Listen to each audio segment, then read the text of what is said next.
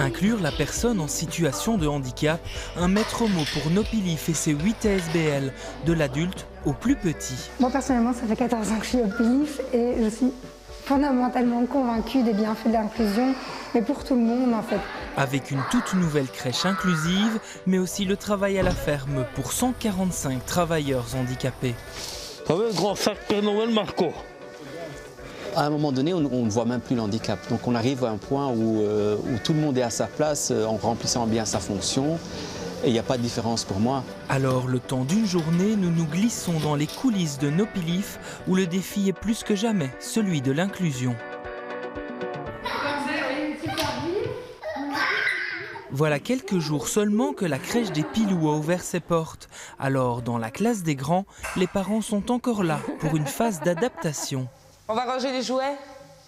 Il lui dit au revoir. Ils vont peut-être pas venir alors du coup. Merci Ethan. Les enfants vont venir pendant 2 semaines. La première semaine avec leurs parents pour la première semaine d'adaptation et la deuxième semaine sans parents du coup, de 1 à 3 heures par jour. Et la particularité de cette crèche, c'est que sur ces 21 places, 7 sont réservées à des enfants de parents en situation de handicap ou des enfants eux-mêmes handicapés. Chez les plus petits, c'est le cas de Zacharia, 19 mois. Et c'est la première fois qu'il s'intéresse. C'est la première fois. Oh, Zacharia, tu entends? Est-ce qu'on s'en occupe différemment ou est-ce que c'est de la même manière? Non, de la même manière. Et on fait des petites choses en plus, comme lui masser les pieds car il en a besoin, lui rappeler qu'il faut qu'il rentre sa langue, mais sinon on s'occupe comme un autre enfant, il n'a pas de différence à comparer aux autres. Pour les enfants en situation de handicap, il y a une stimulation, il y a une non-stigmatisation aussi, il y a le fait de pouvoir être avec ses pairs. On va prendre un petit mouchoir pour frotter le nez, Zacharia. Souvent, les parents expriment le fait que c'est vraiment un parcours du combattant pour pouvoir inscrire son enfant en crèche, souvent dû à une méconnaissance et des peurs qui sont parfois totalement infondées, sur le fait que ça demande une formation spécialisée, un encadrement spécifique. Merci beaucoup, bonne journée. Au revoir. Les Pilous, l'une des 8 ASBL Pilif, toutes basées à Neder-over-Embeek, avec une ferme pour le travail adapté, mais aussi une structure d'accueil, une école secondaire spécialisée, un centre de jour, des logements, une association de soutien et la première de toutes, un centre de réadaptation couplé à une école primaire spécialisée. Né en 1971 sous l'impulsion de Nelly Philipson, infirmière et logopède, qui créera le centre Nopilif avec l'anagramme de son nom avant que les autres associations ne voient le jour. Il faut savoir que les ASBL Nopilif sont des ASBL distinctes. Chacune a son propre conseil d'administration, sa propre direction. Évidemment, on a des valeurs fondamentales qui nous rapprochent et qui font qu'on travaille en collaboration et en partenariat. Les ASBL Nopilif ont été à chaque fois créés sur base de constats de terrain. Ici, par exemple, les Pilous, en fait, on est parti du constat que pour les parents en situation de handicap, la relation avec la crèche n'était pas toujours évidente. Et puis les enfants ont grandi, ils ont eu des besoins d'ados, ils ont eu des besoins d'adultes.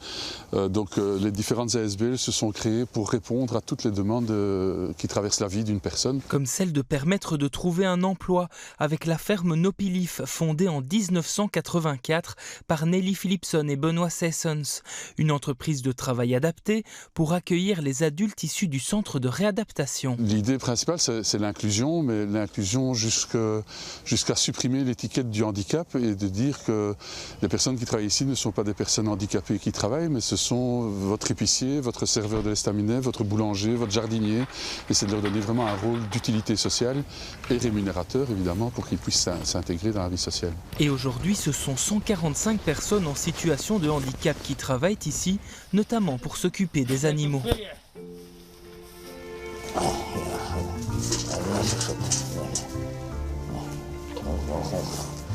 T'aimes bien ça, chouchoute? Ouais, c'est bon ça, chouchoute. Allez, un petit peu, hop là, floft. Là, s'il faut jouer à ça, toi t'es calmé. Gros. Vous les nourrissez avec quoi?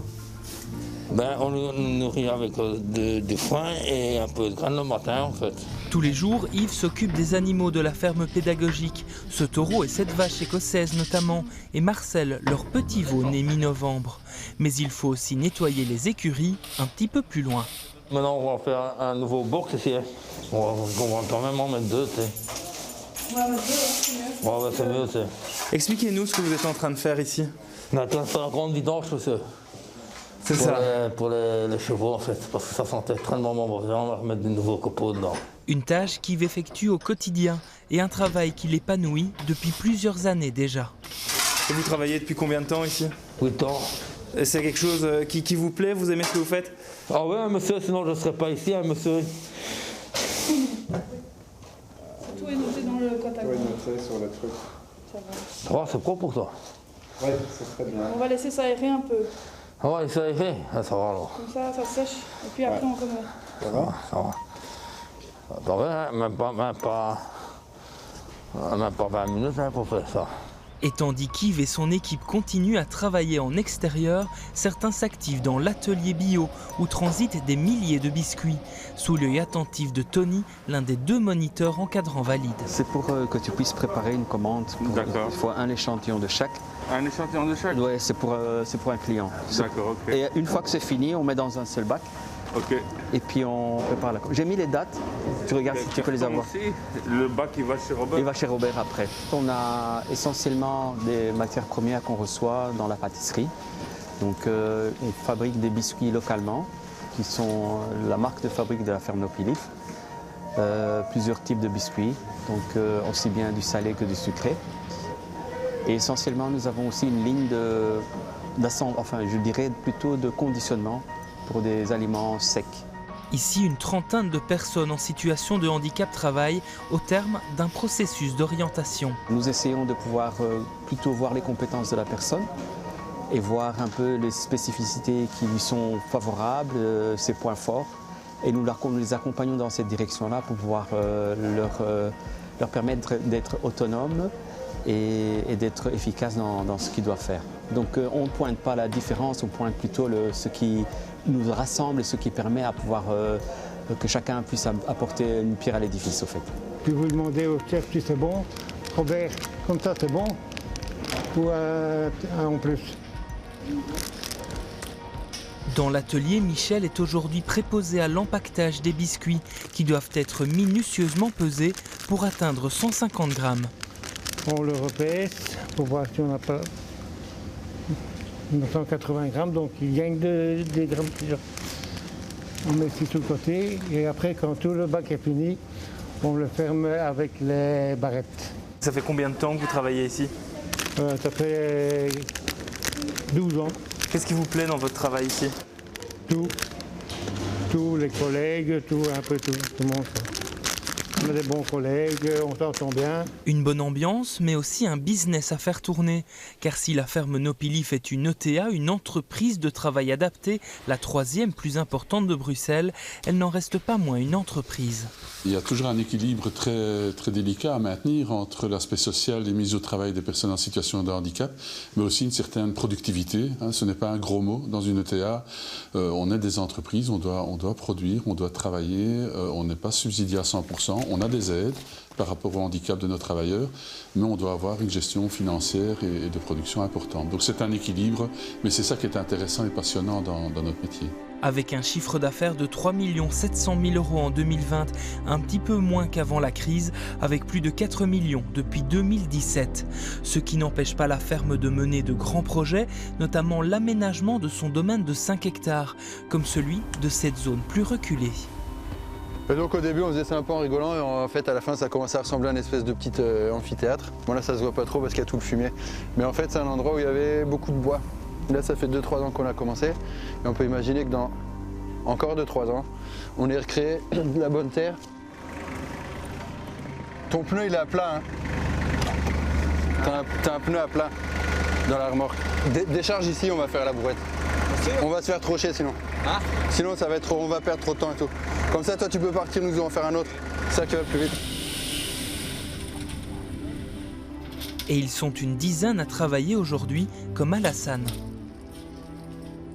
je tente de casser un peu le mot un peu. Comme ça, je fais un gros râteau et je commence à bien étaler. Par exemple, vous comptez planter quoi ici? Un peu tout, comme des rosiers, comme un peu des légumes un peu. Je pense que par rapport aux autres ETA bruxelloises, en tout cas ma fonction ici ou notre équipe, on est quand même vachement privilégié parce qu'on est à l'air libre toute la journée. De quoi préparer les nouveautés pour le printemps. On a essayé d'installer une espèce de forêt comestible, donc avec tout type de végétation, des légumes, des fleurs, des fruits, des arbrisseaux. À présent, il faudra attendre la belle saison pour découvrir le résultat de ce travail de toute une équipe, des hommes et des femmes, des Bruxellois qui, handicap ou non, ont fait le pari de l'inclusion.